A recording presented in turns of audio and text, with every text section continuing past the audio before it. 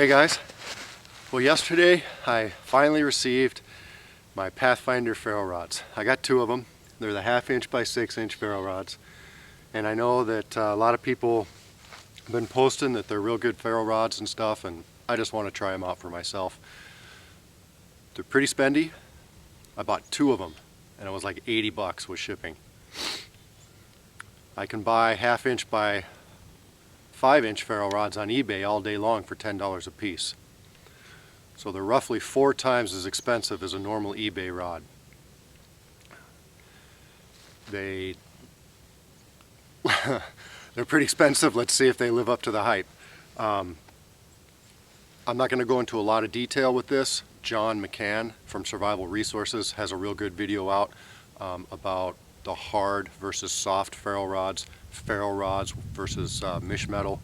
I'm not going to get into that. I'm going to just, the Pathfinder one's a softer one, the eBay ones are a harder one. Okay, there's more to it than that, but that's all I'm going to get into it. So this one is the Pathfinder one, and I went ahead and put duct tape on it just so I could have a good handle on it.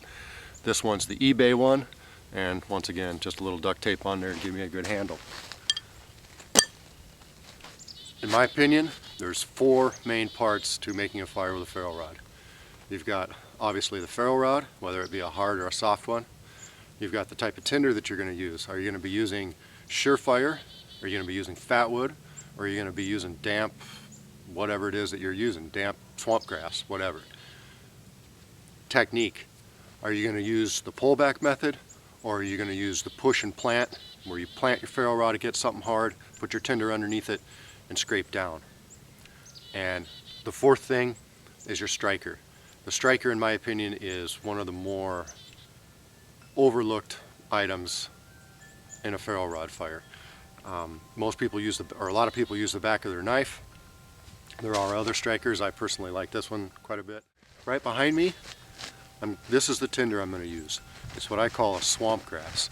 It's just grass that grows in the swamp. It's not that big a deal. It's not a very good tinder unless it's bone dry. I'm just going to start grabbing handfuls of it, whether it's dry or not. I mean, it looks dry, it's dead, right? In my opinion, it's marginal right now. So that's what I'm going to use, is a marginal tinder. I'm going to grab a couple big handfuls of that and test these 2 ferro rods out and see if the Pathfinder one is worth 4 times the money. I'll just say this really quick about it. There's another website out there, and alright, sorry for the shaky camera. Alright, I will say this about it. When I first started getting into ferro rods, I bought them from goinggear.com. Now Going Gear has the softer ones, and I kind of went away from them for a while because they are pretty expensive, and I went with the harder ones, and for me the harder ones work just fine. But I've practiced a lot with ferro rods, a lot. I introduced a gentleman the other day to ferro rods, and I gave him 2 almost identical ferro rods. I said, here's one's a softer one, one's a harder one. Here's a striker, which one do you want? And he actually chose the softer one. It struck better for him with the good striker. That's kinda why I think the Pathfinder school likes these soft ferro rods. They see a lot of students, they get a lot of turnover through their classes, a lot of beginner type people, a lot of kids. I'm gonna guess this may be a little bit easier to use for beginner, the softer type ferro rod. The harder one, there's some little nuances with to get it to work better. So I'm gonna guess that the reason they like this so much is because it's easier to use for a wider variety of people. Somebody who's starting a fire 2, 3, 4 times a day maybe want the harder ferro rod. Someone who knows how to process their tinder 100% awesome all the time, maybe he's gonna be just fine with the harder ferro rod.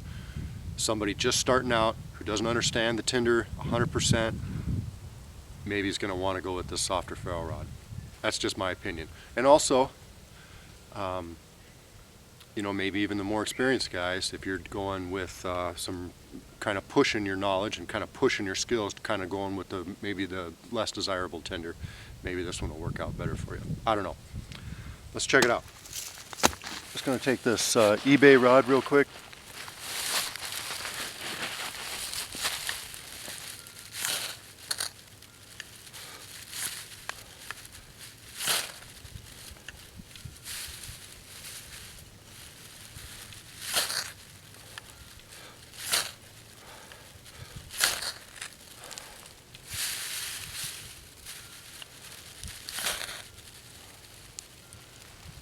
Alright, took a bit longer than what I would have liked.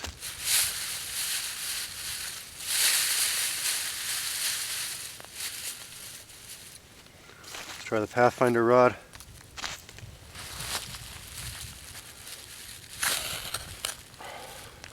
Okay.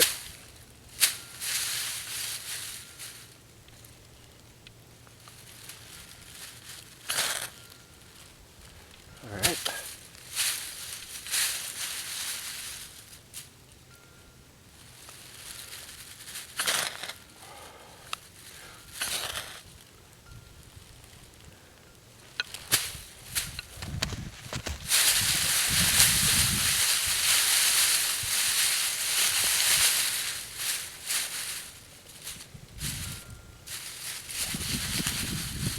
Try the eBay rod again.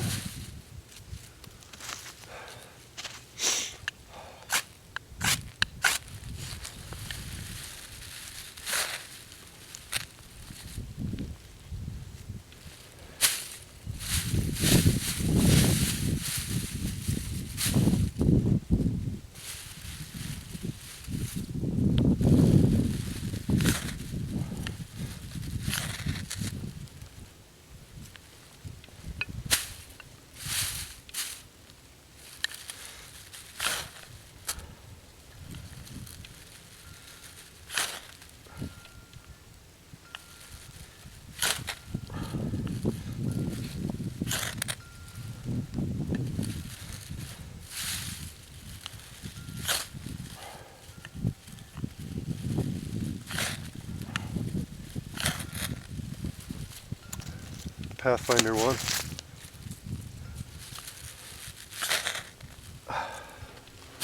Well, from that test, I would say the Pathfinder one is more consistent for sure. Let's try the plant method.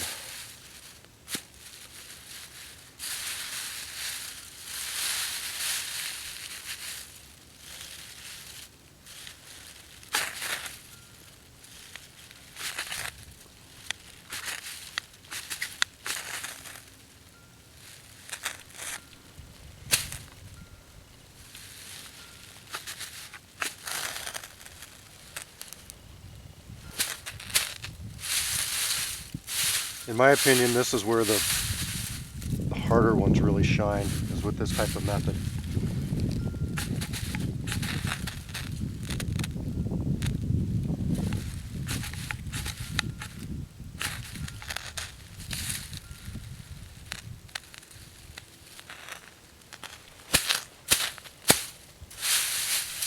Let's try the Pathfinder one that way.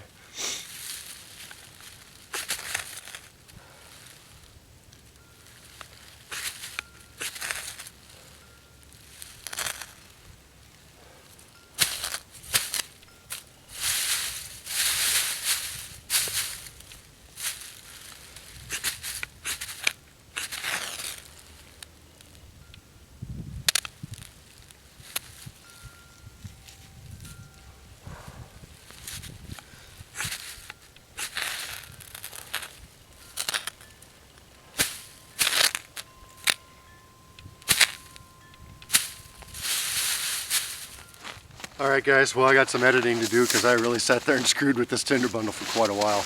I wish I knew how to fast forward it, the footage in my video and make it play in real time, whatever.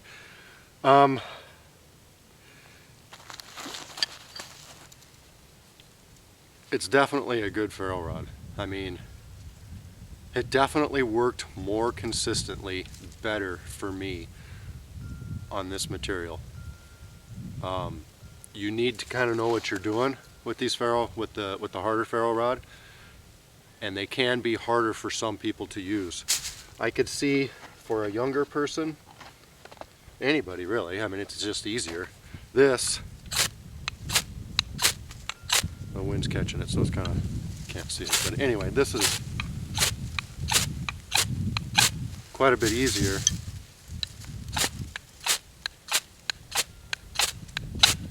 Oh, whatever, they're both pretty easy.